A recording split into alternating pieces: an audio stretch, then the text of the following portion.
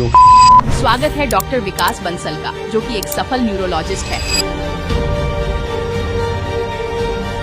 तो आदमी को सोते सोते अचानक से स्ट्रोक कैसे आ जाता है? अचानक से मिनट 2 मिनट में ही और सेकंडों में ही ब्रेन में क्लॉटिंग हो जाती है। क्लॉटिंग होने की वजह से उस एरिया का फंक्शन खत्म हो जाता है या पेशेंट को ब्रेन हेमरेज हो जाता है। तो आदमी को सोते सोते अचानक से स्ट्रोक कैसे आ जाता है? स्ट्रोक को देखिए अंग्रेजी में इस स्ट्रोक एक वर्ड है, दूसरा वर्ड है सीवीए, सेरिब्रोवैस्कुलर एक्सीडेंट। तो इसका बाय नेचर ही है, जैसे कि कार एक्सीडेंट, स्कूटर एक्सीडेंट हो जाता है, अचानक से मिनट 2 मिनट में ही और सेकंडों में ही ब्रेन में क्लॉटिंग हो जाती है और क्लॉटिंग होने की वजह से उस एरिया का फंक्शन खत्म हो जाता है या पेशेंट को ब्रेन हेमरेज हो जाता है, स्ट्रोक के अंदर ही आता है या सब एब्डोमेन में जाता है।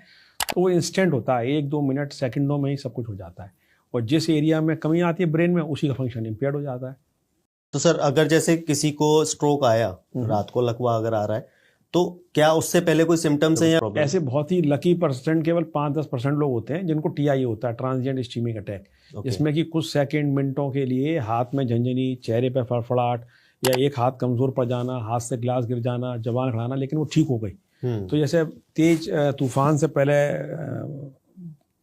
आंधी आती है और आकाश में बिजली कड़कती है, तो एक तरह से सिग्नल होता है कि अपने घर लौट के चले जाओ। तो भगवान कुछ लकी लोगों को ऐसा सिग्नल देता है कि तुम्हारा हाथ कमजोर पड़ रहा है, तुरंत डॉक्टर के यहाँ जाओ, तो इलाज कराओ।